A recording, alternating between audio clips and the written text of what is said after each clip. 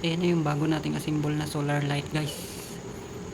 So yan, yung lakas ng ilaw niya naka number 3. So try natin palakasan.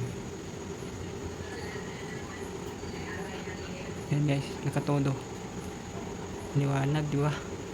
So ito guys ay isang solar light. Ayan.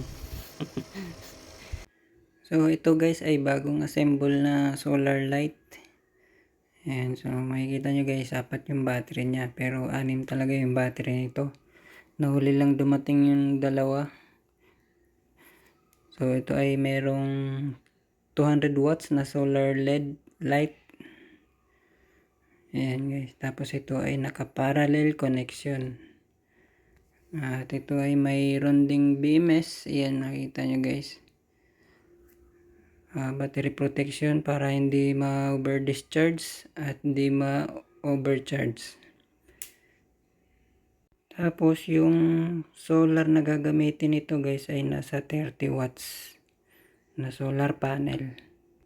So pwede na ito i-install sa labas guys pag dumating na yung dalawang battery. Bali magiging 6 yung battery niya noon. At kagandahan nito guys ay hindi mo kailangan ng solar charge controller. Kailangan mo lang nito ay solar panel, battery, tsaka yung BMS, pati yung LED light. Makakagawa ka na ng ilaw guys na pwede pang magdamag. So makakatipid ka sa kuryente.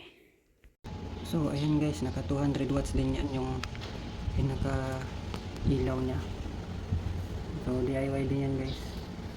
Dati maliit yung solar LED nya, so pinalitan ko.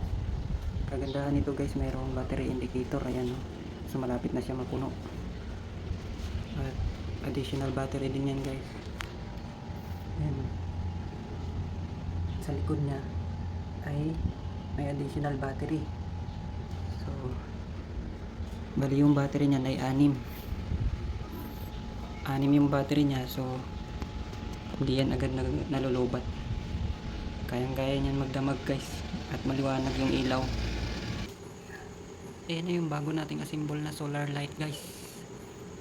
So yan, yung lakas ng ilaw niya naka number 3.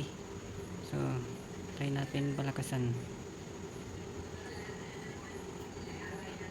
Yan guys, nakatodo, liwanag, di ba? So tsaka kaya niya magdamag guys. Ayan.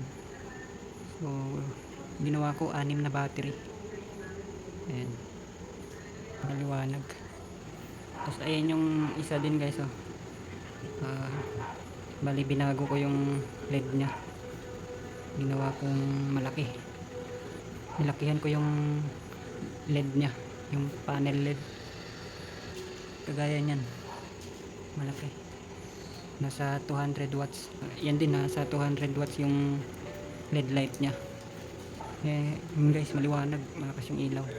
Tsaka pansin ko dito guys ay kahit mahina yung sikat ng araw, kaya niya magdamag yung ilaw.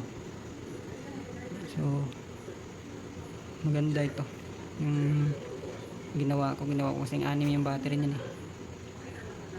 So yan, 6 na rin yung battery niyan guys. Dati 4, so ginawa kong 6. Gawin kong magdamag na siya. So ayun lang guys, pag gusto niyo magpa-assemble, comment lang kayo guys. So ayun, thank you.